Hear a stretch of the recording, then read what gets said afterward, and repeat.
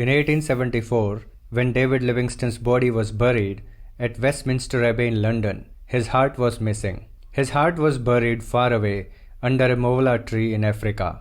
But why was David Livingstone's body buried in two continents? This strange question calls us to explore the extraordinary life of a man whose faith in Christ drove him beyond the comforts of his homeland into the heart of Africa. David Livingstone was born in 1813 in Blantyre, Scotland, to a devout Christian family. Despite the modesty of their means, his parents valued education and faith. Working in a cotton mill as a boy, while keeping up with his studies, David grew up as a strong and determined young man, deeply rooted in his Christian faith. This combination of grit and belief steered him towards a life dedicated to God's work as a missionary. Livingstone's missionary journey didn't start in Africa. First, he spent years studying medicine and theology, preparing to serve God with both knowledge and spirit. Initially, his heart was set on China, inspired by the evangelical awakening of his time. But his plans were changed by the outbreak of the First Opium War,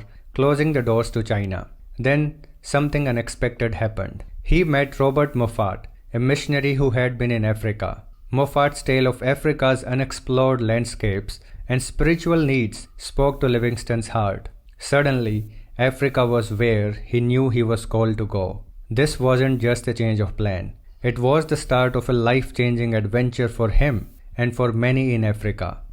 When Livingstone reached Africa in 1841, at the age of 28, it wasn't just about exploring and conquering new lands. He had a mission fueled by love and faith. He saw every African person as a child of God, deserving of respect and care. His approach to missionary work was unique. Instead of imposing his beliefs, Livingstone embraced the native cultures, learning their languages and customs. He respected the African way of life, integrating himself into their communities. Moreover, Livingstone used his medical knowledge to help the local people. He treated their illnesses and injuries, which was more than just medical care.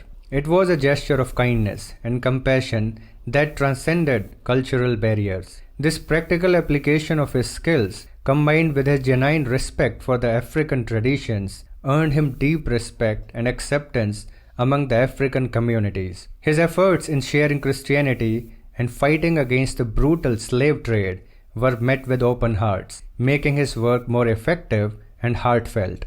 The hardships Livingstone endured were numerous. He battled diseases, navigated treacherous terrains, and often went without basic necessities. In the jungles of Africa, he was once attacked by a ferocious lion, yet his faith remained unshaken. His family too suffered in his absence, a sacrifice that weighed heavily on his heart. But he believed that his sacrifices and sufferings paled in comparison to the great purpose he was serving, spreading the love of Christ and fighting for the dignity of every African. Livingstone's dedication was epitomized in his famous quote, "I am prepared to go anywhere, provided it be forward."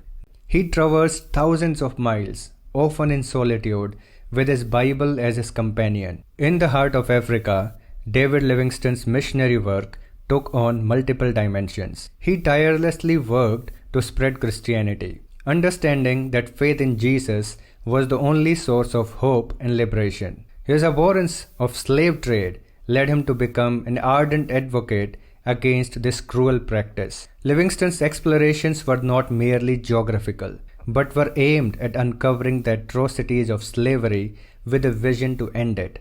In 1873, at the end of his life, Livingstone was in a remote village of Zambia.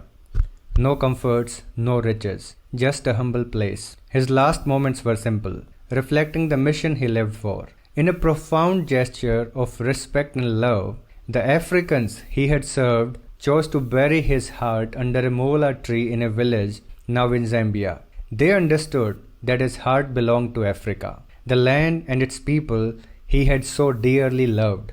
The journey to honor him didn't end there. Two devoted Africans, Chuma and Susi, shouldered the responsibility of carrying his body over 1,000 miles to the coastal town of Bagamoyo. Their dedication ensured that Livingstone's remains could be transported back to his homeland to be laid to rest in Westminster Abbey in London. This extraordinary act of loyalty and respect showed the deep bonds Livingstone had formed with the African people. David Livingstone's life is a powerful lesson. It shows us the impact of living for Christ and others, despite tough times and sacrifices. His life challenges us. Are we ready to follow Christ with the same unwavering faith? Finally, Livingstone's life asks us a question. If our hearts are buried in the place we love the most, where will it be?